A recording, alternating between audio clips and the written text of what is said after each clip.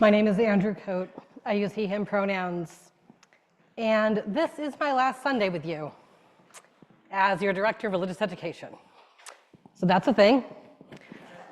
And also, it's Yule, the winter solstice, the celebration of the new solar year.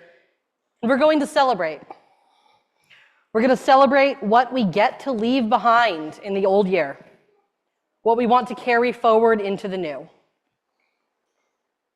After the time for all ages today, which is not the reading that Allison is going to do. You'll see why I said that in a moment. The children are always welcome to stay upstairs. The nursery is open for community and free play, and there will be a junior youth group. For those of you joining on Zoom, you might want to have a strip of paper and something to write with for later in the service. For those who are in the service now, if you didn't get one, we'll have a time to get them later. And with that, Allison.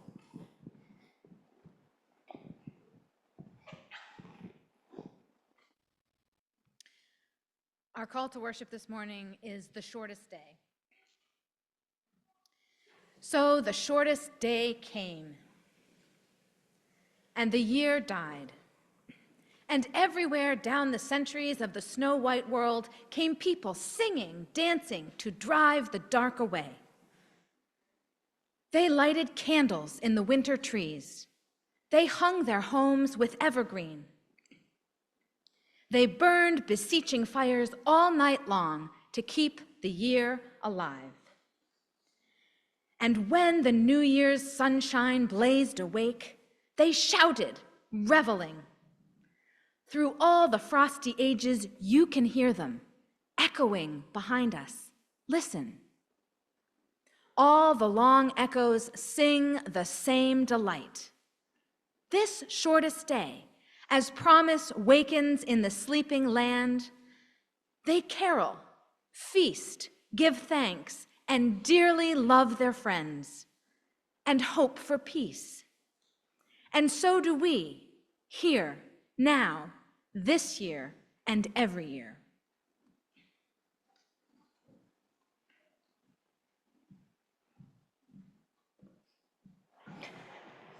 I invite you to say our chalice lighting with me this morning.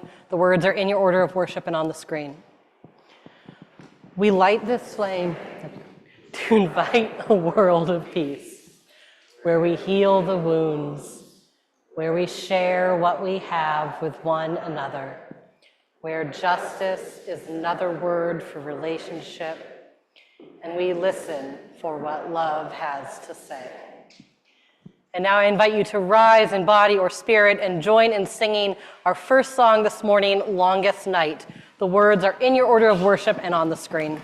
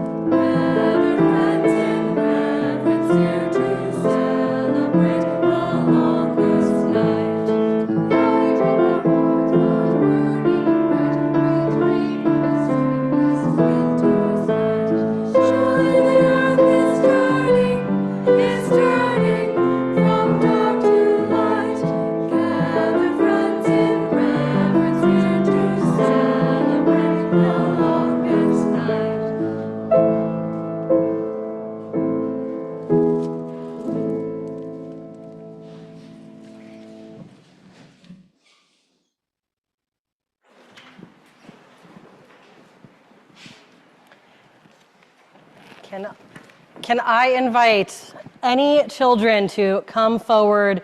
You might want to sit on the steps for this one. Yeah?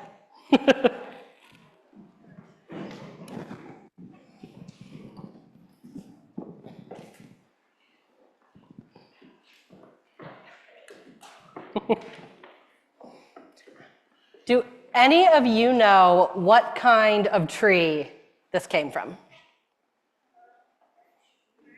Birch? Zaya, what does that feel like? What does the bark feel like? A frog that's not wet? Do you want to pass it around?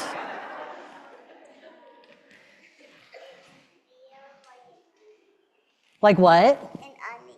Like an onion. That's a really good description. Feels like a pear tree. Like the pantry? A pear tree. A pear tree. Oh, a pear tree.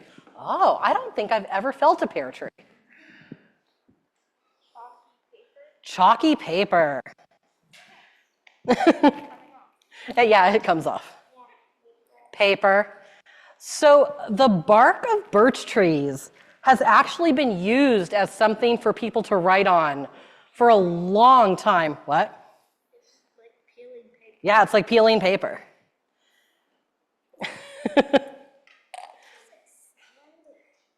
Kind of sandy and paper. The sand is because it's dirty. Yeah, it was maybe lying in my basement for a while. So this specific piece of birch came from, feels like a peppermint? Kind of maybe feels like something wrapped up, right? So this particular birch log, Oh, it feels like a log. it does feel like a log. That is important for what we're going to talk about next. So has anyone here ever heard of a Yule log? Have you heard of the cake or the actual piece of wood? Both. Both. The cake. Does anyone here like the cake? Yeah. Delicious. Truthfully, no, but you know. Truthfully, it's edible. It's edible. That is a great description of how I feel about Yule logs. So the Yule log, being the piece of wood, is something that is less edible, something that one of my traditions has done for a long time, and traditions around the world. And it is, we write our wishes on the bark of the Yule log, on or around the winter solstice. And then later, when we burn that, we send those wishes out into the world further than we can possibly imagine. And so I am going to ask all of you gathered here, adults, don't worry, you'll have your chance to add your wishes later. Go ahead, you can take turns with crayons. Write a wish for yourself or for your community on that log, anywhere you like.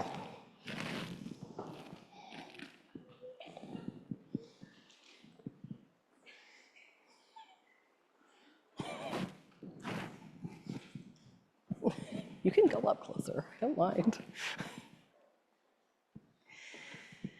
And while they do that, I want you to be thinking, don't write it yet, but I want you to be thinking, what are your hopes and wishes for yourself, for this community, for your wider community, or even for the world? What are your wishes going into this new solar year, and what are the things that you are hoping to leave behind? And so just have that in your mind.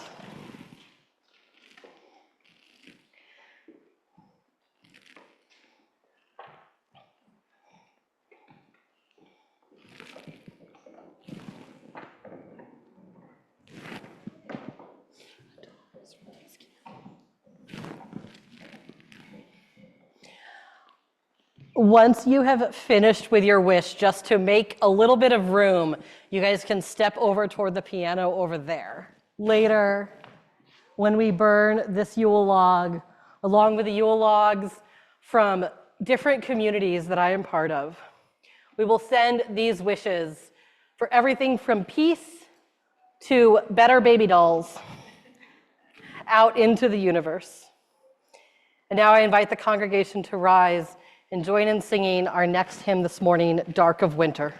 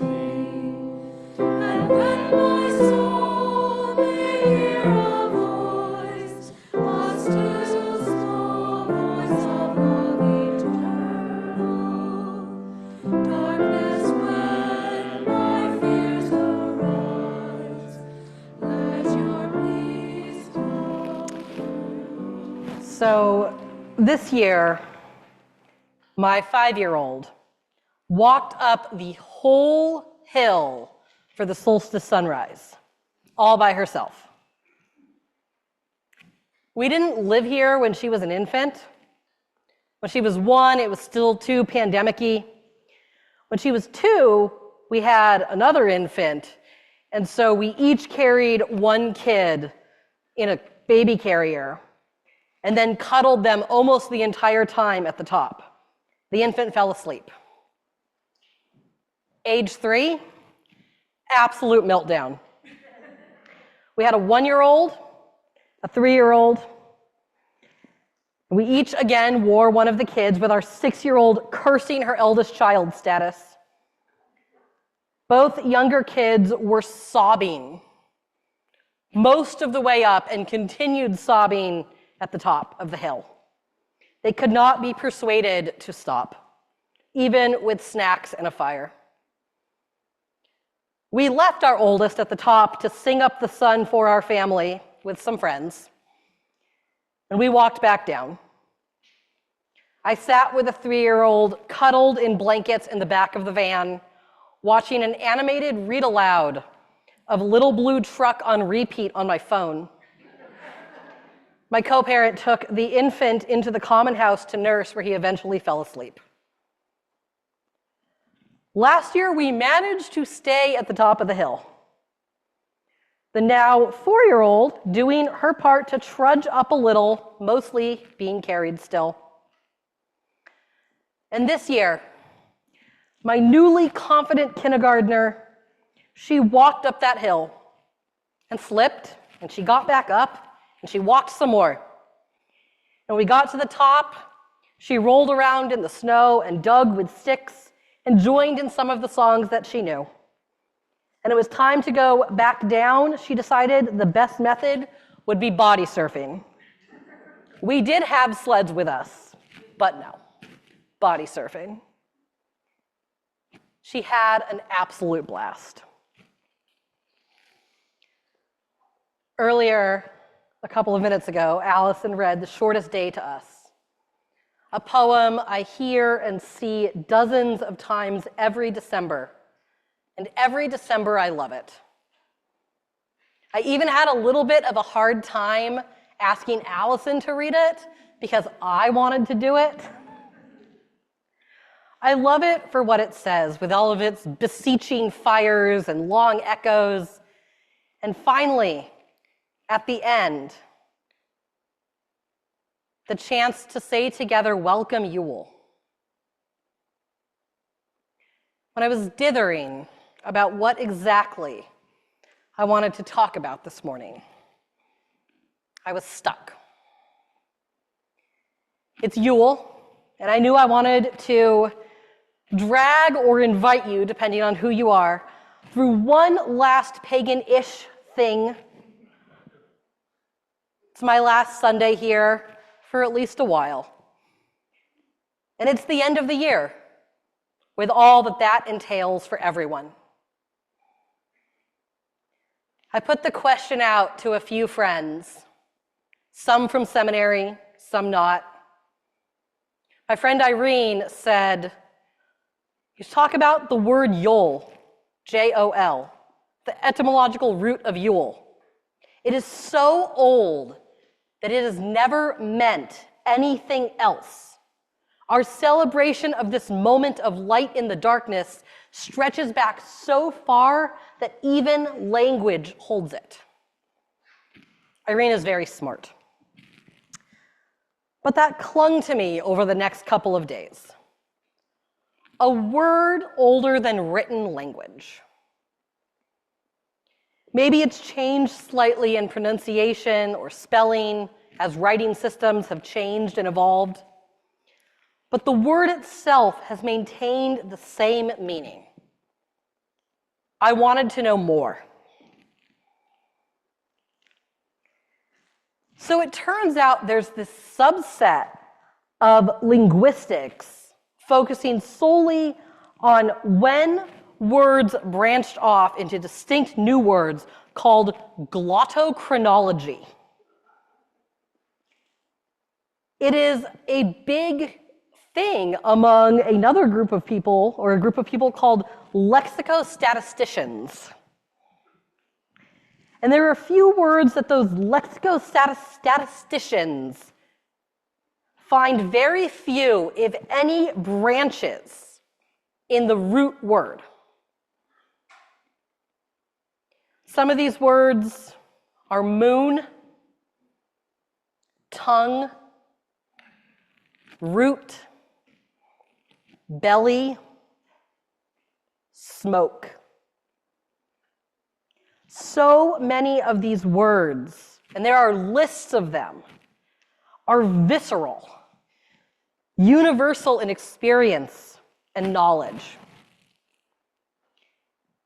Like, eventually we need to add on, is that a crescent moon, or is that a full moon? Is that smoke like, oh, what a lovely fire? Or smoke like, oh, shh, that's bad. But those words remain and serve us.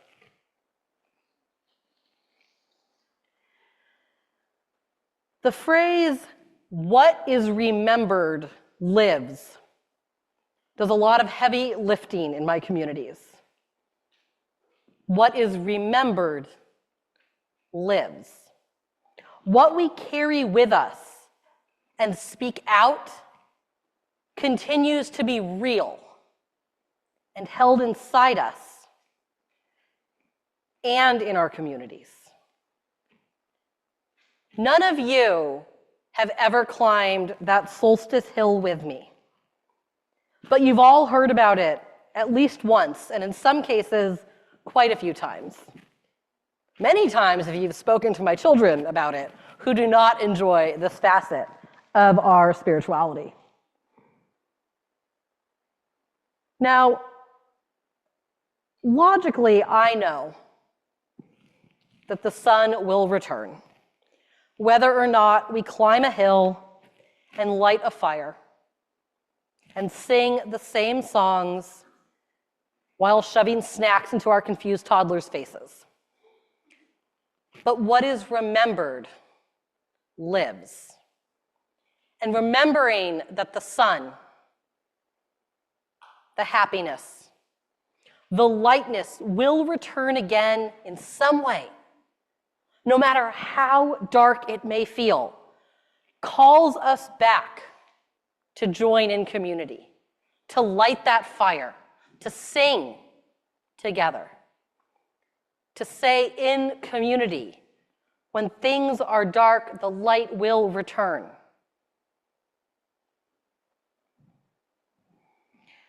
I didn't get to serve this congregation as long as I wanted to.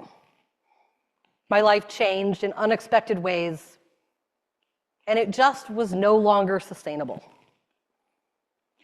But this congregation, like the others that I have been so privileged to serve, will live on with me.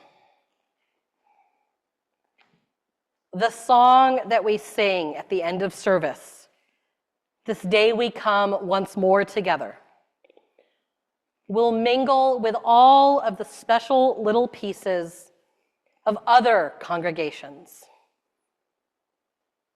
In Cambridge, we said the Congregational Covenant in English and Spanish each Sunday. And I can hardly hear the word covenant without immediately thinking in convenio mutuo y con todo lo que consideramos sagrado every time. At First Church Jamaica Plain, we ended the service by singing "God Be With You." At First Church Worcester, we said the Ames Covenant every service. In the love of truth and the Spirit of Jesus, we unite for the worship of God and the service of man. It wasn't my favorite thing, but I carry it with me. At my weird hippie college, we didn't have a school song. We didn't have any sports teams, so we didn't have a mascot, though unofficially, we are the Black Flies. But one of our professors, years before I went there, wrote a sea shanty. And we would sing it with him playing the only acceptable instrument, the wooden spoons, before we dove into Frenchman's Bay. And either then immediately got back out because it's cold in Maine, or swam part of the way to Bar Island, and for the few very good swimmers, all the way there and back. At my childhood church, we said the pledge to the Christian flag every week, a thing many of you are this moment learning exists. Ask me after service and I will say it for you. The commonality here, of course, is a thing that is repeated. A song, a pledge, a covenant, an action. And so those are the things I carry with me. And I hope some of what I've brought to this congregation will live on here. One, I have taught the children that they can flip over furniture and play "The Floor is Lava" downstairs. The fact that with will and a Christmas tree stand, you can make an indoor maypole happen. More ways to think about string than you ever wanted. I have loved serving with you all. And it's important that I take a break before trying to get re-involved in whatever that might look like.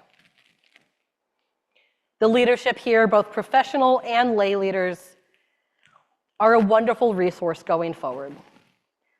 And I know you all will remain open to both the new and the old. There's not actually much new to say about Yule.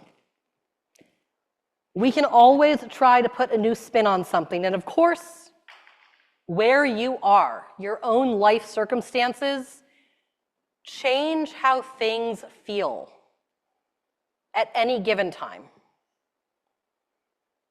This Yule is very different from previous ones. Only one of my children cried on the mountain this year. I finished my whole cup of coffee without having to hold a child. I'm divorced. And it was remarkably similar, too. It was the same fire pit, the same songs, the same wishes on birch bark tossed into a fire. The fire both new and the same as all other fires.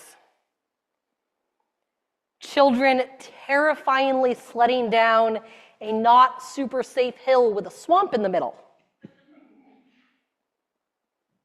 And what is remembered lives for you, too.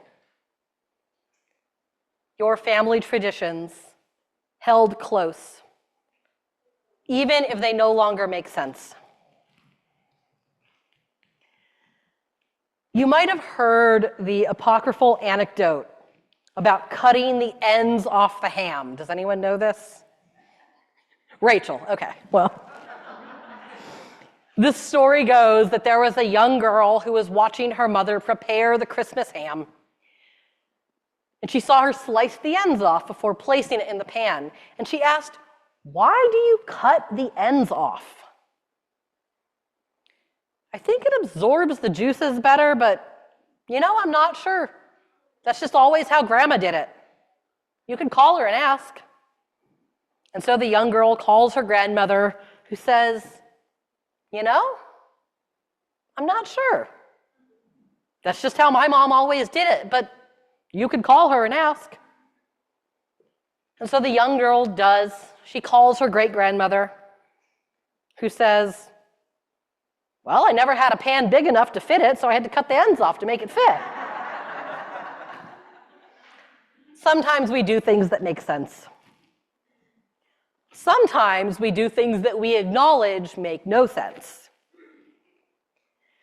And sometimes we do things that we assume have a reason, though we have no idea what that reason might be.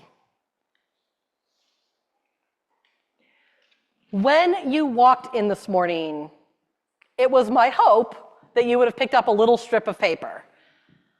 I believe that okay. If you did not get a strip of paper, and if there's not at least a crayon in or around your row, would you just put your hand up? Okay, there's a lot of you. Does anyone else want to help Helen pass out crayons and paper? These were supposed to be birch bark, but my birch bark molded. It's the issue with using natural materials. If you're joining on Zoom and you do have a piece of paper, I'll encourage you to get that out and something to write with. I want you to let your mind look back on your year.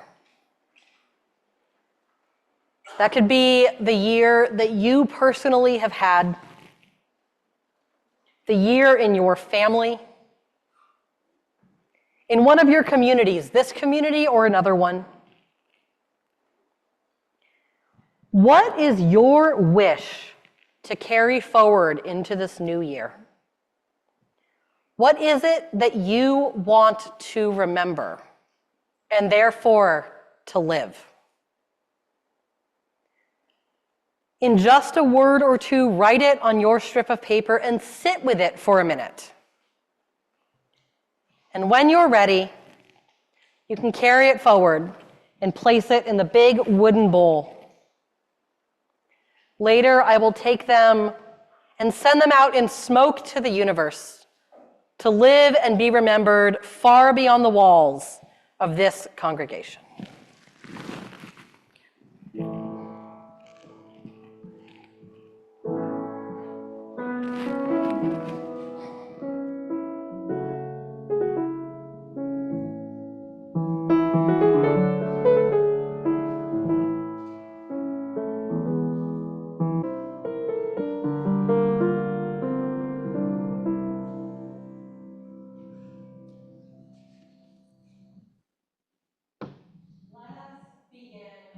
The story of the new year. Begin with a word, a thought, an idea you want to carry forth. Do not forget the dark times, but do not forget that the sun returns. In the words of Wendell Berry, at night make me one with the darkness. In the morning, make me one with the light. Welcome, sunlight. Welcome, Yule.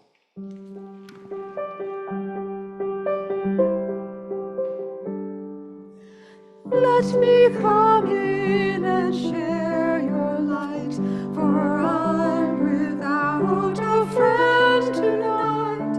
Let me come in and share your light, and a warm place by your fire. It looks so golden warm within, sheltered from the winter wind. Songs and laughter, friends and kin have brought me to your door.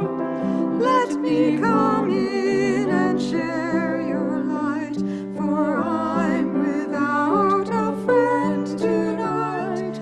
Let me come in and share your light, and a warm place by your fire. Open your door, for here I stand. My only gift is my empty hand, an empty heart and broken plans, this dark day of the year. Let me come in and share your light, for I'm without a friend tonight. Let me come in and share your light, and a warm place by your fire. I am without a home today, and soon I will be on my way. I only ask you to let me stay for an hour by your fire. Let me come in and share your light, for I'm without a friend tonight. Let me come in and share your light, and a warm place by for an hour by your fire. The year turns, and we find ourselves in this place, in this time, with these people. Some of us come to this moment in joy and anticipation. Some of us come to this moment in grief and sorrow. Some of us come to this moment in the tension between rage at injustice and hope for a better world to come. However the heart is that you bring to this moment, be in this moment with one another. Enter the coldness of winter, knowing that we have warmth to offer one another. Enter the darkness of this long night, knowing that darkness is the home of dreaming. May we offer one another our dreams, our wishes, our hopes, our comfort, and our company. May it be so, blessed be. I invite you to remain seated for our meditation hymn, which is number 1002 in the teal hymnal and on our screen, Comfort Me.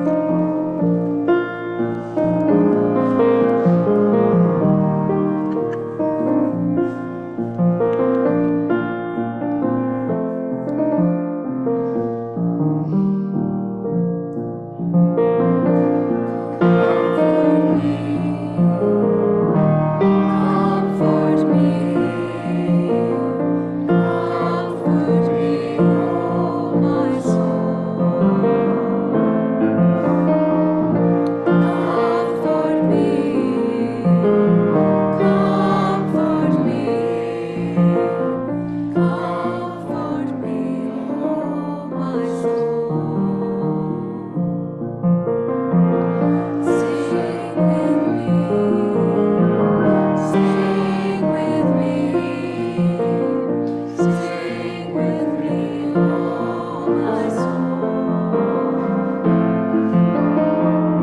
Sing with me, sing with me, sing with me, oh my soul.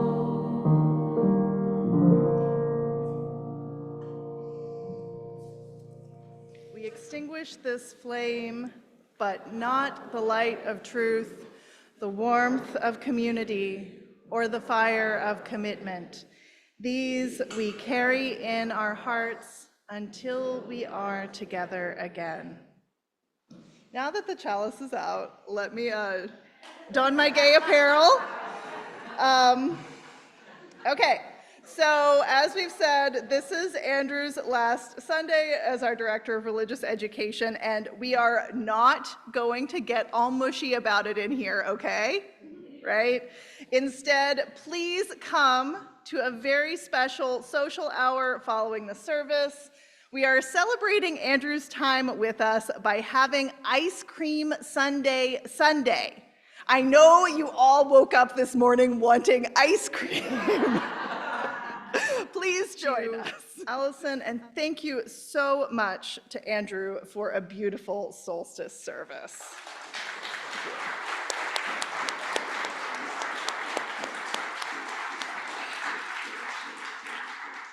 We're about to sing our closing song. You are welcome to stay right where you are and be held in the love of this congregation, or to move into a circle along the outer aisle and form a container for all that we hope our circle can be in the coming year, to place your hands over your heart or reach out to someone near you as we sing our closing song.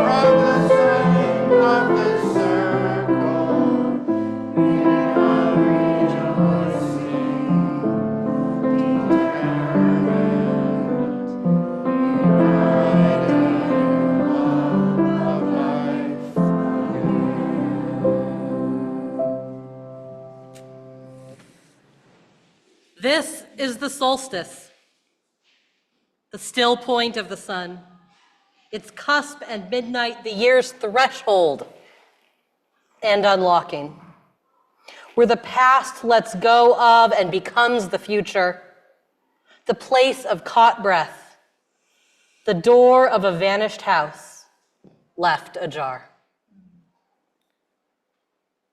Our worship has ended. Let our service begin. Go in peace.